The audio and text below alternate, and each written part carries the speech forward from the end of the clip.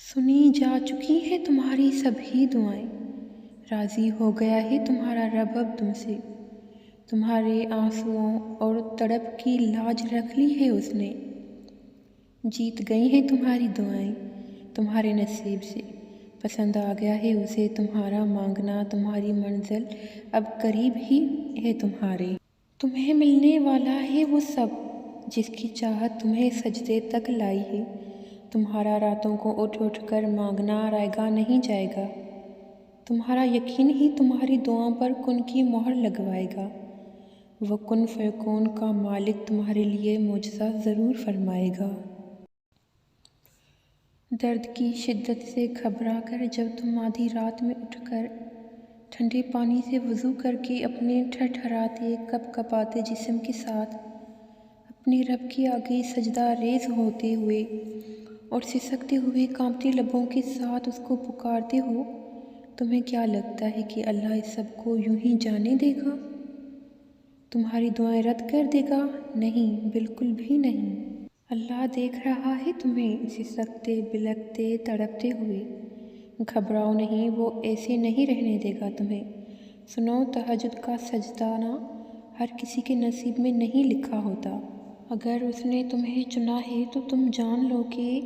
تم اس کے لیے بہت خاص ہو، تمہاری دعائیں قبول ہو چکی ہیں، کیونکہ تہجد میں کی جانے والی دعائیں تو کبھی رد نہیں ہوتیں۔ اگر سب کچھ فوراً ملنے لگے اور ہو بہو ویسا ہی ملنے لگے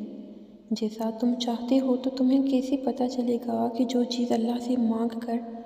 اور اللہ کو منا کر ملے، اس چیز کا مزہ بن مانگے مل جانے جیسا نہیں ہوتا؟ اور اگر نیند آنکھوں میں اترنے لگے تو تم کیسے رات کے اندھیروں میں وہ سرگوشیاں سن سکو گے جو اب اللہ اور تمہارے درمیان ہوتی ہیں؟ تمہاری دعائیں سن لی گئی ہیں، مگر یہ وقت آزمائش ہے، اب کے انتظار کتنا کرتے ہو؟ بس تھوڑا صبر اور کرو اللہ کی رضا کے لیے، جب یہاں تک صبر کیا ہے تو تھوڑا اور، پھر تم اپنی آنکھوں سے اپنے لیے معجزے ہوتے ہوئے دیکھو گے،